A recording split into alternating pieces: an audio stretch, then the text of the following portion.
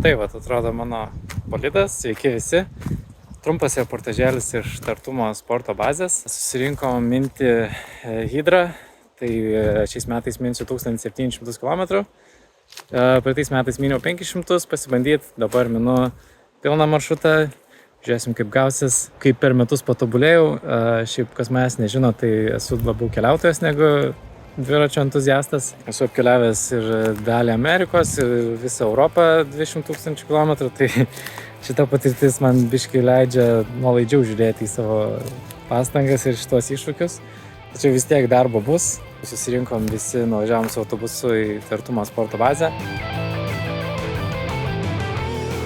Susitikrinom dviračius, dar netgi saulė nenusileido, tai labai gerai gausim laiko pavalgyti. Ir štai su šituo bolidu man teks minti apie 9 paras. Darom! Ruošiantis hidrai labiausiai koncentravausi ties prevencija kūno traumų, dviračio traumų ir viso kito. Tai lankiau šiek tiek pas sporto trenerį, kad išlyginti silpnasias vietas. Tai lankėm ten gal 6 savaitės ir stiprinom korą. Realiai myniau daug, tikrai pastaruosius 2-3 mėnesius. Kiekvieną savaitę vis daugiau numindavau, tai didžiausiu metu, čia man derint su darbu, aišku, reikėjo, tai daugiausiu metu turbūt po 300 km per savaitę. Ir mano maršrutai turbūt nuo pat pradžių, nuo pat žiemos buvo sunkus, po kalnus, po visokias bekelės ir galiausiai pasitestuoti ir su pačia hidros trasa. Tai jo, stengiausi treniruotis blogiau negu iš tikrųjų bus. O šiaip dėl nusiteikimo, tai jaučiuosi pasiruošęs. Jaučiuosi, kad dviratis paruoštas daug geriau negu praeitais metais. Tai šį kartą nepatingėjau ir nepagailėjau pinigų pas mechanikus nuvežti ir pakeisti dalis į geresnes, nes, kaip aš sakau, tai jeigu kažkas pradės nervinti pirmą dieną, tai nervins dar visas 9 dienas. Nevarysiu akių išdegęs, kaip praeitą kartą. Galėčiau, bet tiesiog nenoriu, nes tai vis tiek yra skausminga ir tada netaip malonu tokie iššūkiai. Tai aš galbūt paskutiniam dienom savo paliksiu kažką, jeigu norėsiu įrodyti, bet taip tai tiesiog optimizuosiu laiką, miegosiu po 6 valandas per naktį, kas lyg po to optimizuosiu laiką, tai kad stengsiuosi nestovėti vietoj niekada, bet tuo pačiu ir jausiu raumenis, kad aš jų naudoju daugiau mažiau ir stengsiuosi neviršyti tam tikro limito. Tai kas iš sportininkų yra, tai čia galima sekti ir širdį, ir vatus, ir viską, ir žodžiu, protingai kažkaip tais. Aš mokiausi į kalnus minti su lengva paura, neužkinant širdies ritmo. Nuo kalnų turbūt iš viso nustosiu minti, kad ilsinsiu kojas. Tai tikrai bus įdomu. Ir dar aišku, kadangi praeitą kartą tik tai 2 paras myniau, tai ir lietaus aš ten mažai gavau ir tų visų problemų visai kitas rinkinys šiais metais laukia. Tai jau dabar žinau, kad sekmadienį, pirmadienį laukia lietus.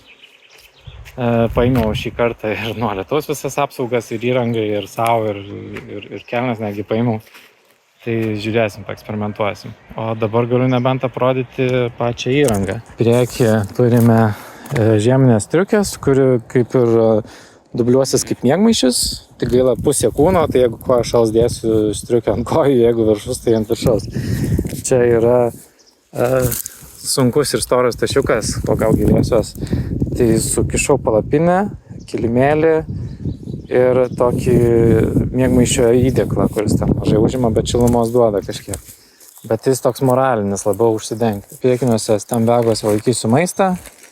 Žinoma, vahų, aerobarai. Čia pirmenybiniai asmeniniai visokie daiktai, peilis, šaukštas, piniginė ir taip toliau.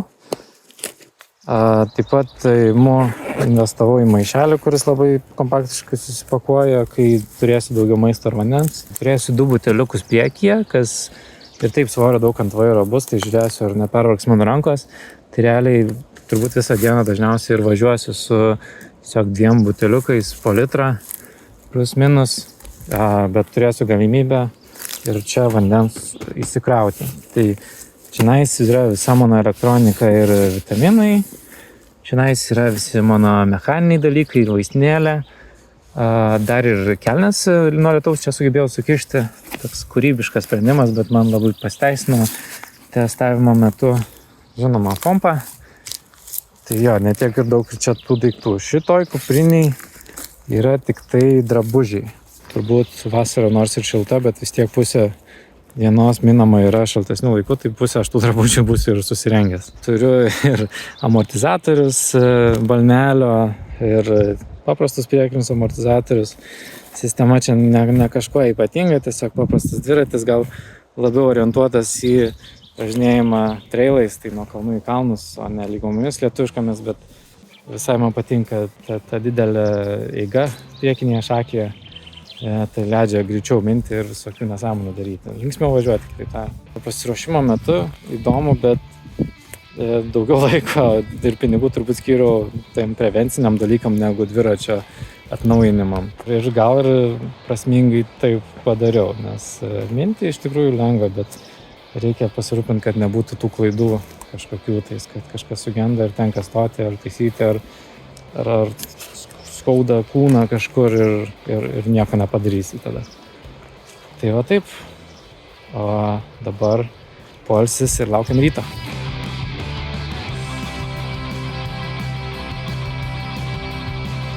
Susiruošiam. Pasimankštinam, atsikeliam. Miegojau pusę velnio.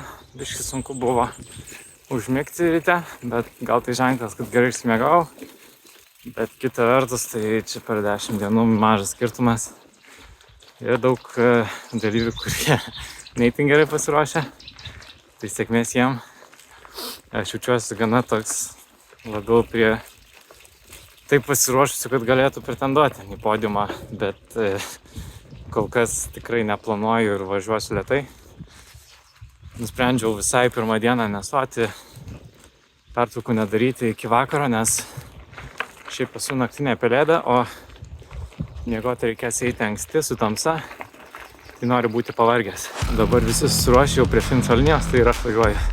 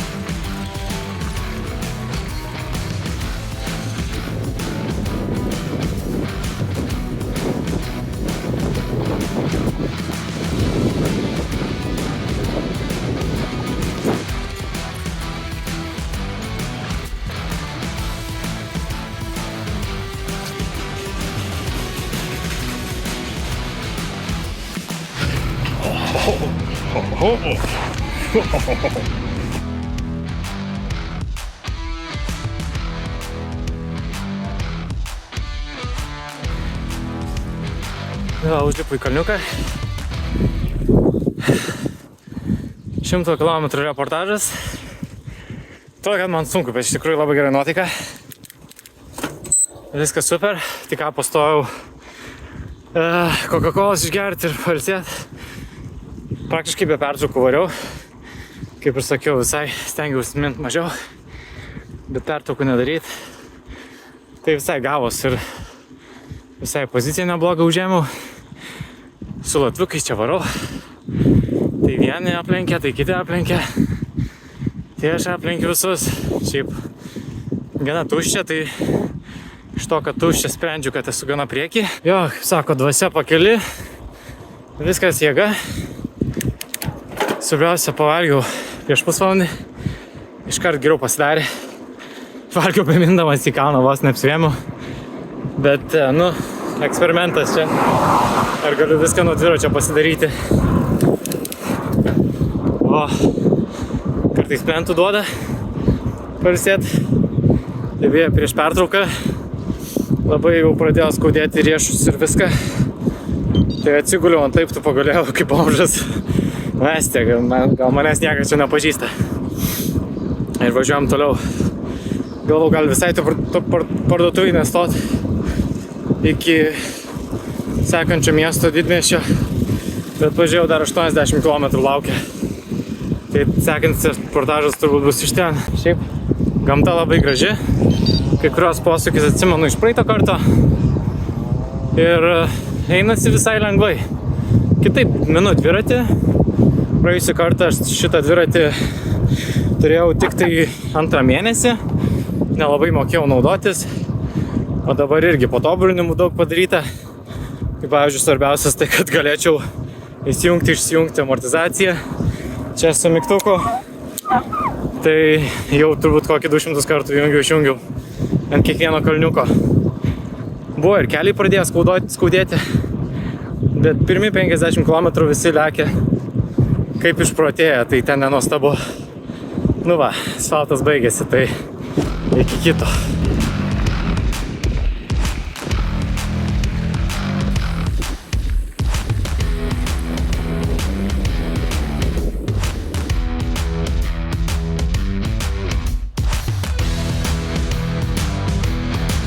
Sveikata.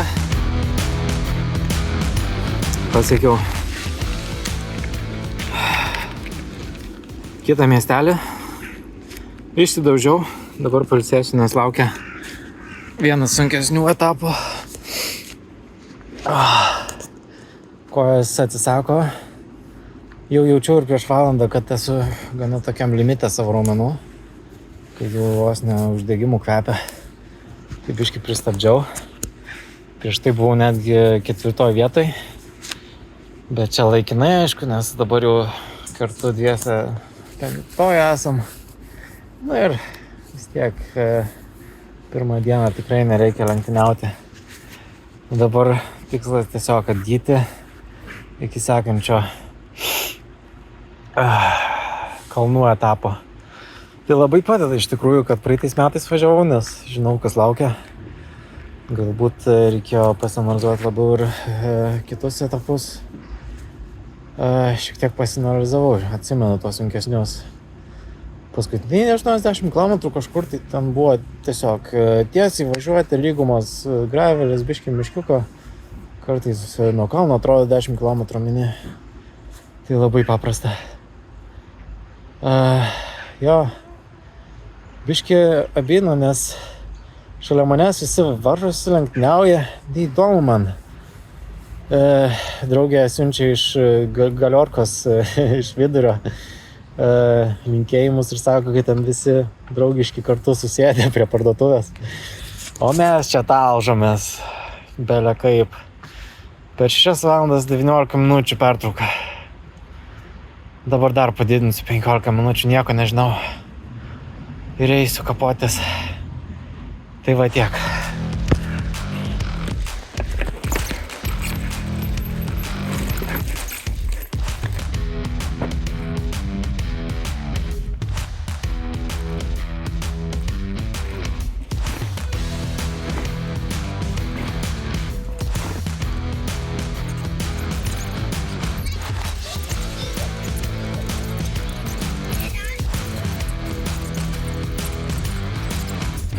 Ten yra Ciucis, kurį aš atsimenu iš praeito karto, nes jisai nutraukė grandinę ir užpuolė visus čia hidrininkus.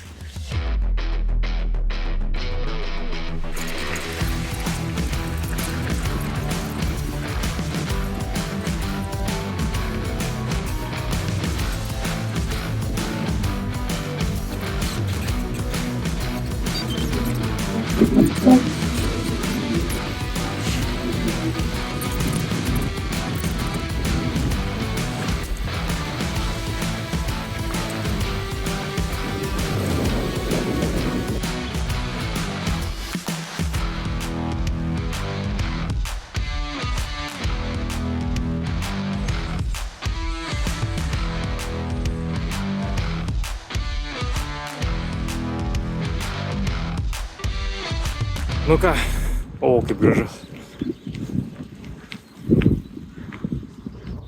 Labas rytas visiems. Atsiprašau, eilinį kartą nebuvo reportažo naktinio.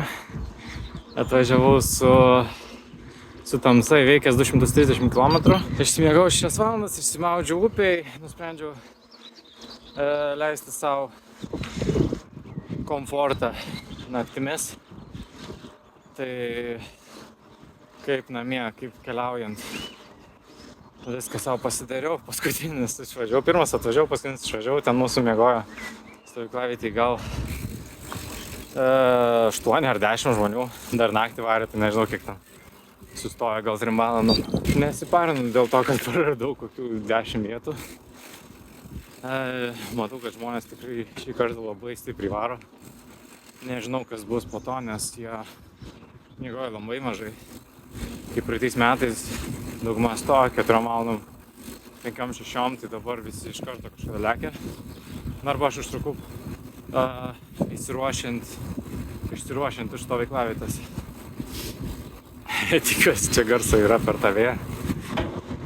Tai dabar turiu priekį artimiausius 50 km daug oponentų.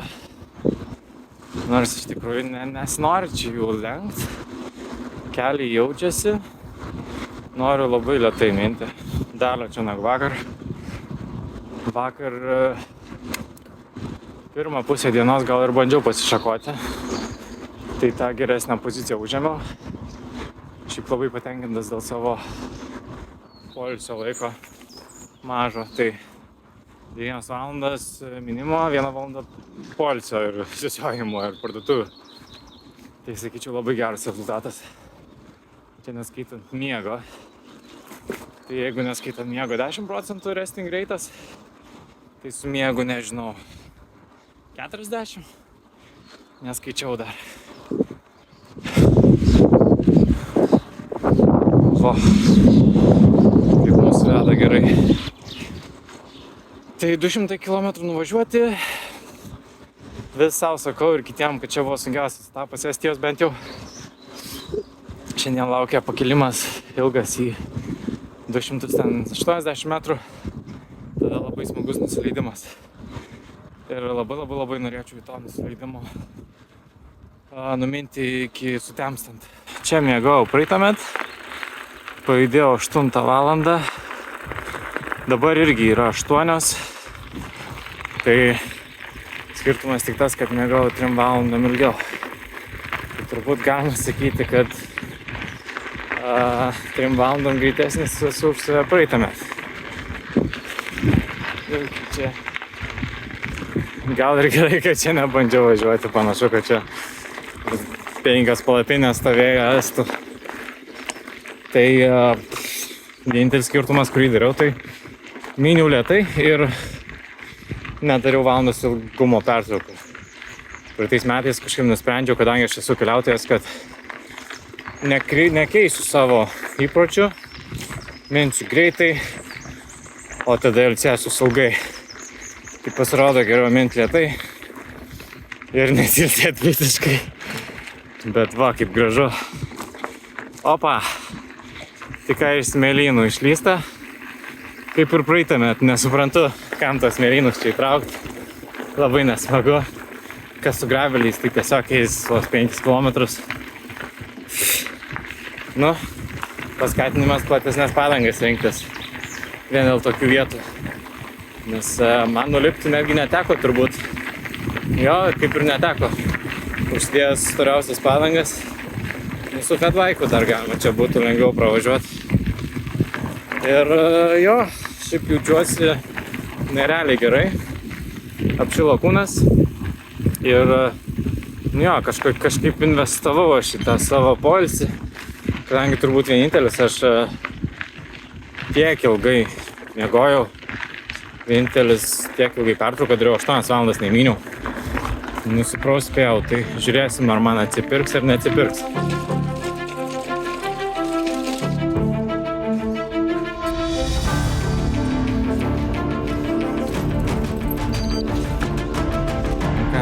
Kopsim.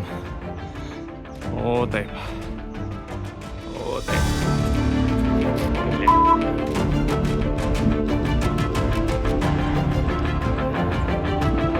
Ramba lengvi jūsų dviračiai. Su maniškiu taip nepraeisi. Nu, tai ką davė nusileis nuo šito. tokio va. Jėga.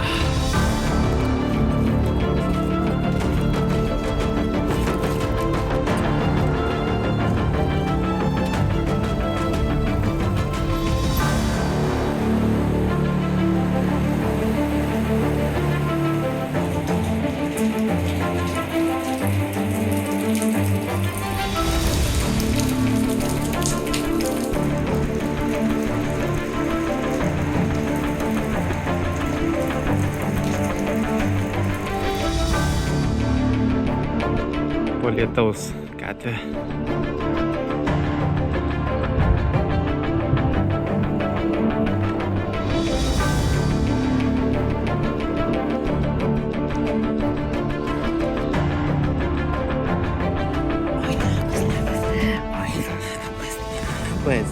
Ой, gražu, oi, užpuolė, čia užpuolė.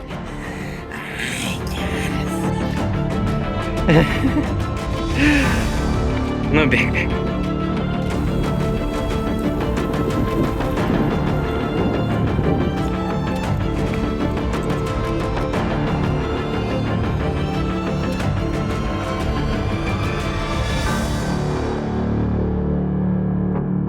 Sustojau Raugio miestelėje.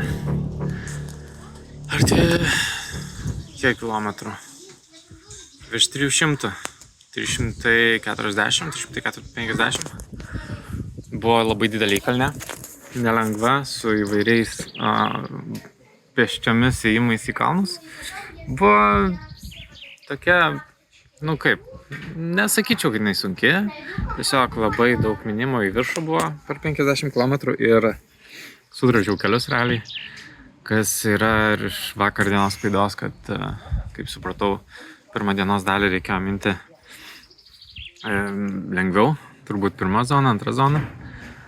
O aš variau tos kelius iš visų jėgų, ne iš visų jėgų, aš taupiau save, bet galėjau dar taupyti, pasirodo, kad išlenda vis tiek. Nes tas pertraukų nedarimas atsiliepia savaip. Tai dabar priverstas daryti pertraukas su tortais, nors galėčiau minti, jaučiuosi labai gerai. Galvau, nedarys pertraukų iki 10 vakaro. Aišku, aš dabar užlipęs tos kalnus gaunu nuokalnių daug, kur nuo vienos nuokalnės į kitą įkalnę gali įkopti. Tai visi tenai iš karto žemėlapyje matosi, kad nulekia ir dideli tarpai gaunas. Šiaip pasivijau didelę grupę. Jie čia irgi matau, kad ilgesniam laikui stoja, turbūt irgi. Kai kam širdį, kam kelius, kam ką išnaudoja. Jo, bet kaip supratau, pas mane lygumose yra silpnybė, o visokiuose kalnuose yra offroade stiprybė, nes pasiviju kiekvieną kartą, kai pasiekiam offroadą. Tai dabar tiesiog tenka sulėtėti, duoti keliams pusvalandį ir dar kažką išspausti iki vakaro. Tai lieka 4-5 valandos. O tada spręsiu, ar norėsiu dar tamsoj paminti ar ne, nes šiandien daug stoviniuoju ir visą laiką kraunu savo įrangą. Tai baterijos daug, visko yra, kūnas pasirengęs atakuoti. Tikrai šiandien nebuvo tokio etapo, kad kelčiau pulsą virš 150. Tai tiesiog minti ir mėgautis ir pabaigti visi sunkiausi etapai. Buvo labai ryte daug smėlio, buvo labai visokių iššūkių, buvo skalda akmenys, buvo kanjonai, buvo lietus. Tai labai gražus vaizdai iš tikrųjų yra. Vestuvės čia vyksta visur. Dabar, man atrodo, kiek atsimenu iš praeitų metų, tiesiog etapas, kur mini ir tiek. Šiaip atsiminiau, supratau galbūt, kad praeitais metais mindamas aš bonkinau, kas reiškia, kad nespėjau valgyti tokiu tempu, kokį aš išnaudoju raumenims. Tai nuo pat 2 dienos ryto aš bonkinau, gal ir skrandis prisidėjo, kad negalėjau valgyti. Iš tų daugelio vietų, pro kurias dabar minu, net nepamenu, nes labai blogai jaučiausi ir variau iš visų jėgų, bet greitis buvo labai mažas. Ir labai blogai jaučiausi, aišku. Tai tiesiog save reikėjo spausti. Šiandien to nėra, ačiū Dievui. Bet reikia irgi prisižiūrėti, valgyti, kad to nebūtų. Dabar minsim nuo kalno ir atsimenu, kad bus labai smagių nusileidimų. Kadangi mano stiprybė, tai aš tenai, man žaidimas pasimėgam.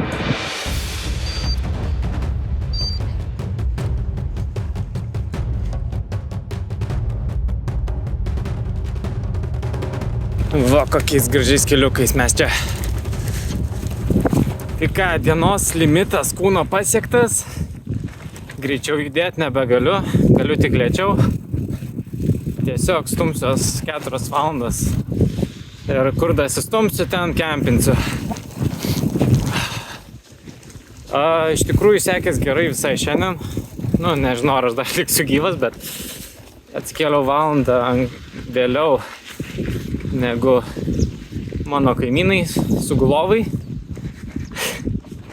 O jie realiai yra už valandos. Tai sakyčiau, kad visai pasisekė minti, nes aš 1 valandą daugiau miego turiu negu jie. Ir to juos pavysiu. Nu kaip, tas ant to. Man atrodo, aš juos pavysiu. Nežinau, kaip jų keleniai, nes maniškiai tai jau visai done. Tai vat, šiaip nežadu stabdyti ir jaučiu tam tikrą momentą, tam tikrą jėgos momentą, ties kuriuo neskauda, tai juo ir varau visą laiką. Kalniukai biški pažudo, bet kol tiesiu, tol galiu važiuoti. O dabar, žinau, bus nuokalnės biški, tai apie miestelį apsipirksiu ir tiesiog su kokiu knyga ar muzika damušiu dieną. Šiaip jau atkritinėja oponentai ir draugai. Tai tikrai pamiršau, ant kiek sudėtinga yra antra hidros diena. Tas tarp 200-400 km. Pamiršau. Turbūt bonkinimas prisidėjo labai prie to. Tai dabar teko skaudžiai prisiminti, ant kiek čia yra visokių iššūkių. O ypač kai palyja. Minam.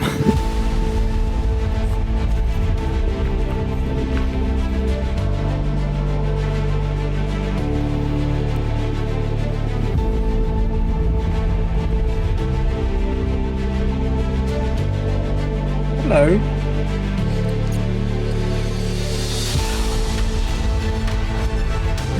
Jau leidęs, nes maisto nusipirkau, jo? Jau leidęs, nes maisto nusipirkau.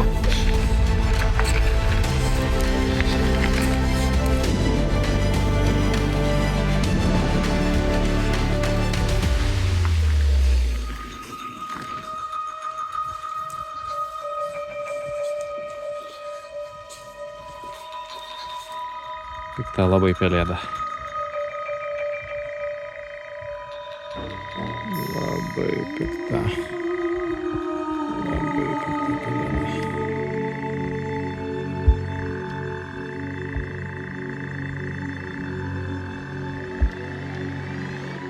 Pabėgo pelėda.